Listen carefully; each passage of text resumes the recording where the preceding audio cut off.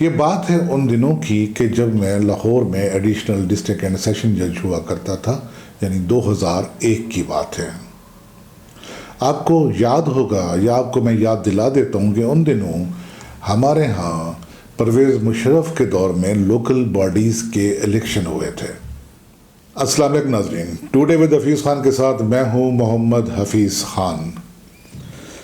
ناظرین، آج میں آپ کو ایک ایسی بات بتانے لگا ہوں کہ جو سن کر آپ کے لیے ایک حیرت کا باعث تو ہوگی، لیکن اس زمانے میں جب کہ ہمارے ہاں روز حیرتوں کے پہاڑ ٹوٹتے ہیں، شاید آپ کو اتنی حیرت والی نہ لگے، لیکن پھر بھی میں کہہ سکتا ہوں کہ اس میں ایسا کچھ ضرور ہوگا کہ جس پر آپ حیران ہوں گے۔ لیکن اس سے پہلے کہ آپ کو میں یہ بات بتاؤں، اگر آپ نے ابھی تک اس channel today with Hafeez Khan کو سبسکرائب نہیں کیا تو اسے سبسکرائب کیجئے اور بیل آئیکن کو ضرور پریس کر دیا کریں تاکہ آنے والے ویلاگ آپ تک خود بخود پہنچتے رہیں۔ یہ بات ہے ان دنوں کی کہ جب میں لاہور میں ایڈیشنل ڈسٹرکٹ اینڈ سیشن جج ہوا کرتا تھا، یعنی 2001 کی بات ہے۔ آپ کو یاد ہوگا یا آپ کو میں یاد دلا دیتا ہوں کہ ان دنوں ہمارے ہاں پرویز مشرف کے دور میں لوکل باڈیز کے الیکشن ہوئے تھے، اور پہلی دفعہ یہ ہوا تھا کہ لوکل باڈیز کا جو پورا سیٹ اپ تھا، یعنی بلدیاتی اداروں کا، وہ پورا کا پورا چینج ہوا تھا۔ چیئرمین کی جگہ ناظم آ گئے تھے اور ان کا پورا ایک تبدیلی لائی گئی تھی، اور جنرل تنویر نقوی صاحب تھے جنہوں نے یہ سارا اس نظام کو بدلا تھا اور بدلاؤ لائے تھے۔ تو اس میں ہوا ایسا کہ جب اس کے الیکشن ہوئے تھے کونسلرز کے، تو میں ان دنوں چھٹی پر تھا، لیکن جب میں آیا تو ان دنوں میئرز کے جو سابقہ میئرز ہوا کرتے تھے اور موجودہ زمانے کے ناظم، وہ سٹی ناظم بھی ہوتے تھے، ڈسٹرکٹ ناظم بھی ہوتے تھے، ٹاؤن ناظم بھی ہوتے تھے، تو ان کے الیکشن ہونا ابھی باقی تھے۔ تو مجھے ریٹرننگ آفیسر بنا دیا گیا نشتر ٹاؤن، جو لاہور کا ایک بنا تھا جس میں یہ گلبرگ کا علاقہ بھی آتا تھا اور سارا پاش علاقے آتے تھے، اس کے ناظم کے، نشتر ٹاؤن کے ناظم کے الیکشن کا ریٹرننگ آفیسر۔ ہمارا جو ایک پولنگ اسٹیشن تھا، وہ سب سے بڑا جسے کہہ لیں آپ، وہ تھا لاہور ماڈل ٹاؤن کا جو ڈی پی ایس ہے، ڈویژنل پبلک سکول، اس میں ہمارے 3 پولنگ اسٹیشن بنے تھے، اور اس کے ایک پولنگ اسٹیشن کے جو پریزائڈنگ آفیسر تھے وہ ہمارے ایک سول جج تھے، مرحوم شہریار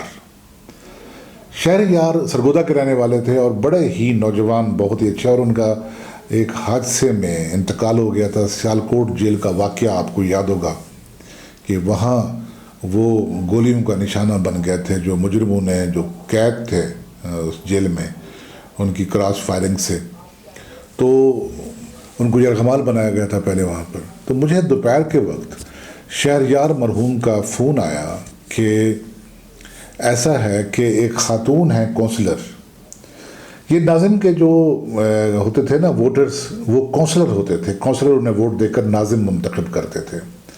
ایک خاتون ہیں جن کے پاس ان کا نیشنل آئیڈینٹی کارڈ نہیں ہے، تو وہ ووٹ ڈالنا چاہتی ہیں۔ تو میں نے ان سے پوچھا کہ آپ جیسا کتاب کہتی، جیسے قانون کہتا ہے ویسا کریں۔ انہوں نے کہا کہ کتاب میں تو یہ لکھا ہے کہ جس کے پاس نیشنل آئیڈینٹی کارڈ نہیں ہوگا وہ ووٹ کاسٹ نہیں کر سکیں گے۔ تو انہوں نے کہا کہ مجھ پہ بہت دباؤ ڈالا جا رہا ہے، اور ایک صاحب ہیں جن کا اپنا اخبار بھی ہے اور جن کا اپنا بعد میں یا اس وقت بھی اپنا ایک نیوز چینل بھی ان کا ہے، اور ان کے تعلیمی ادارے بھی ہیں، اور وہ ان پر دباؤ ڈال رہے ہیں کہ آپ ان کا ووٹ کاسٹ کرنے دیں، وہ ان کی عزیزہ ہیں یا ان کی پارٹی کی ہیں، جو بھی صورتحال تھی۔ تو انہوں نے کہا جی کتاب میں تو نہیں لکھا ہوا، تو میں الاؤ نہیں کرتا۔ میں نے کہا آپ ٹھیک کر رہے ہیں۔ تو اس کے بعد ان کا فون میرے پاس آ گیا، وہ جو صاحب ان اصرار کر رہے تھے ووٹ ڈالنے پر۔ تو میں نے بھی ان سے وہی بات کی جو ہمارے سول جج شہریار مرحوم نے کی تھی۔ میں نے کہا اگر کتاب میں یہ لکھا ہے، بینگ ریٹرننگ آفیسر، ہم تو کتاب کے مطابق چلیں گے۔ پھر انہوں نے فون کیا، ہمارے جو ڈسٹرکٹ ریٹرننگ آفیسر تھے جہانگیر پرویز صاحب، وہ ڈسٹرکٹ اینڈ سیشن جج تھے لاہور کے ان دنوں، وہ بھی وفات پا چکے ہیں، انہیں فون کیا اور اتفاق سے میں اس وقت ان کے پاس موجود تھا۔